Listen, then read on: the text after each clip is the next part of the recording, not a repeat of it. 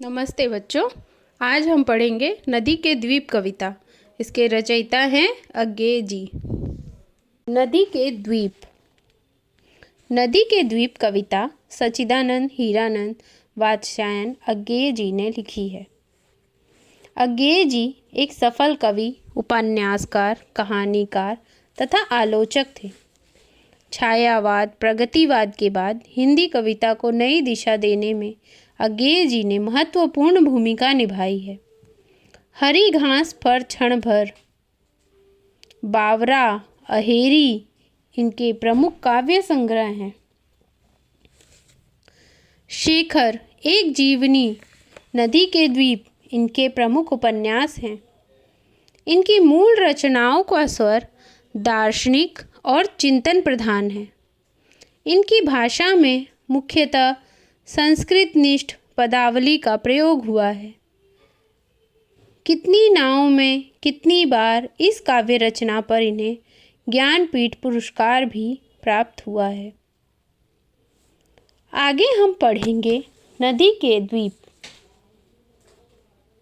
हम नदी के द्वीप हैं, हम नहीं कहते हमें छोड़कर स्रोतस्विनी अर्थात नदी बह जाए। वह हमें आकार देती है। हमारे कोण, गलियां, अंतरीप, उभार, सैकत कुल सब गोलाइयाँ उसकी गढ़ी हुई हैं। नदी के कोण, कोण अर्थात डेल्टा, गलियां अर्थात छोटी छोटी ट्रिब्यूटरीज अर्थात जो छोटी छोटी धाराएं नदियों से निकलती हैं। अंतरीप, उभार, नदी के जो उभार बनते हैं। सैकत कुल, सैकत अर्थात बालू के किनारे, और जो द्वीप की गोलाइयाँ हैं वो सब नदी के द्वारा ही गढ़ी गई हैं। इस कविता में नदी और द्वीप को कवि ने माँ और पुत्र की संज्ञा दी है। नदी को माँ कहा गया है और द्वीप को उनका पुत्र बताया गया है। प्रस्तुत कविता में नदी को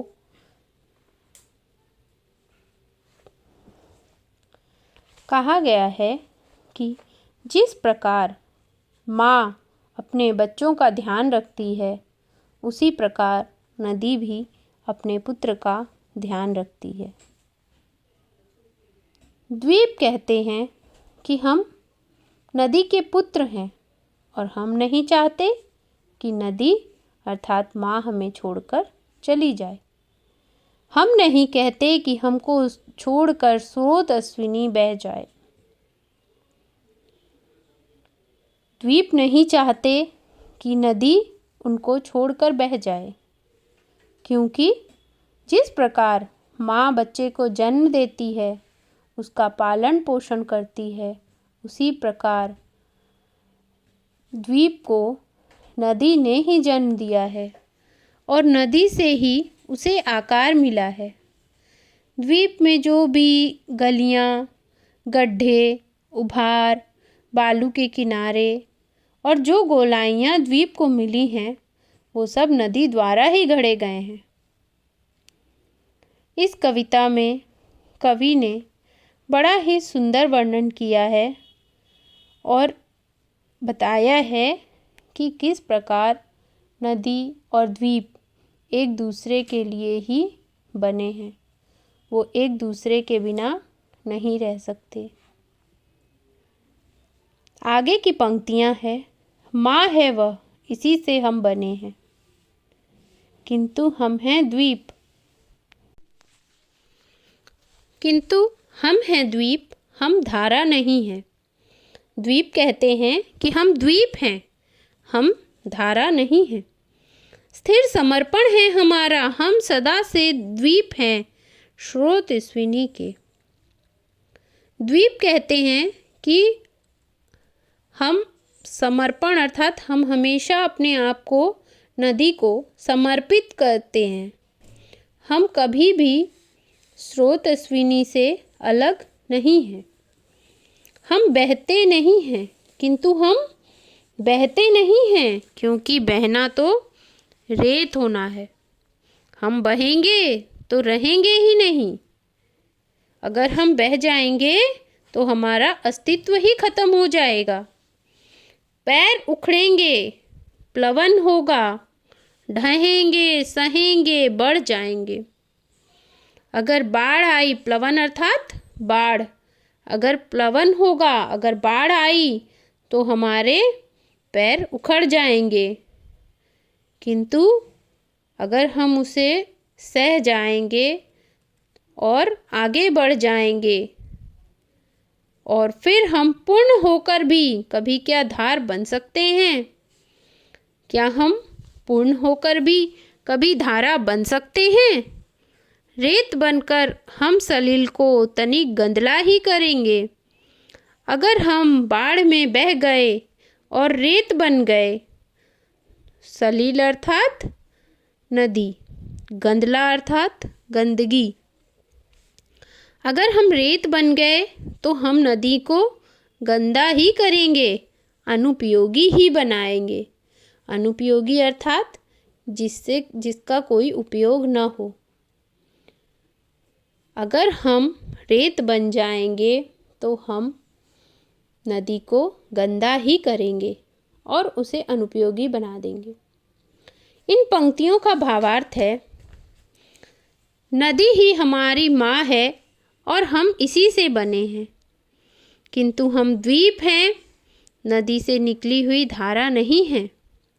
हमारा अपना अस्तित्व है, हम अपनी जगह पर स्थिर हैं। यही हमारा समर्पण है। हम सदा से ही नदी के द्वीप हैं, हम सदा से ही नदी के पुत्र हैं। हम बहते नहीं हैं। अगर हम बह गए तो रेत बन जाएंगे। बहना ही रेत बनना है, और अगर रेत बन गए तो हमारा अस्तित्व ही खत्म हो जाएगा। अगर नदी के बहाव से हमारे पैर उखड़ गए या बाढ़ से ढह गए तो रेत बन जाएंगे। किंतु अगर बाढ़ की मार को सहकर हम आगे बढ़ गए तो हमारा अस्तित्व कोई भी नहीं मिटा सकता। हम पूर्ण होकर भी क्या कभी धारा बन सकते हैं? अगर हम रेत बन गए तो पानी को गंदा ही करेंगे और उसका कोई उपयोग नहीं होगा। अर्थात हम नदी के पुत्र द्वीप बनकर अडिग रहना चाहते हैं, ताकि हमारा अस्तित्व भी बना रहे। आगे की पंक्तियां हैं, द्वीप हैं हम, यह नहीं है शाप, यह अपनी नियति है। हम नदी के पुत्र हैं, बैठे नदी की क्रोड़ में। शाप अर्थात अभिशाप और नियति अर्थात हमारा भाग्य। नदी की क्रोड़ अर्थात नदी की गोद, वह वृहत खंड से हमको मिलाती है। वृहत भूखंड अर्थात वृहत अर्थात बड़ा और भूखंड अर्थात भूमि का भाग, और वह भूखंड हमारा पितर है। पितर है अर्थात पूर्वज है। इन पंक्तियों में कवि ने कहा है कि हम द्वीप हैं, शाप नहीं है। द्वीप कहना चाहते हैं कि हम शाप नहीं हैं, हम अभिशाप नहीं हैं। हमारी अपनी नियति है, हमारी अपनी पहचान है और हमारा अपना अस्तित्व है। हमें ऐसा एहसास होता है जैसे कि हम नदी की गोद में बैठे हुए हैं। यहाँ अज्ञेय जी ने वृहत भूखंड अर्थात पिता बताया है।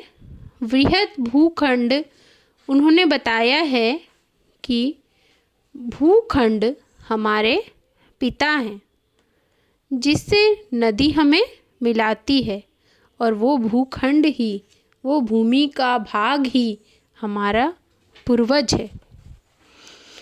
अर्थात इन पंक्तियों का भावार्थ यह है, हम द्वीप हैं, हम कोई अभिशाप नहीं है।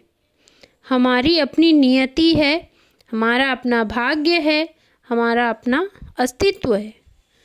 और द्वीप कहते हैं कि हमें ऐसा एहसास होता है जैसे कि हम नदी की गोद में बैठे हुए हैं, और जिस प्रकार माँ अपने पुत्र को गोद में बिठाकर प्यार करती है, वही एहसास नदी हमें दिलाती है।